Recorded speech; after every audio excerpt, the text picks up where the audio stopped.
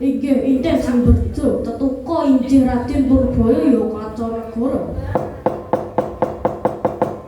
Gagah prakoso sembada ing warna digdaya sekti mandraguna tan tedas tapak paluning saning grinda tan napi tedaning gigir. Wiwit timur wis kajedi ing kawah Candra Dimuka.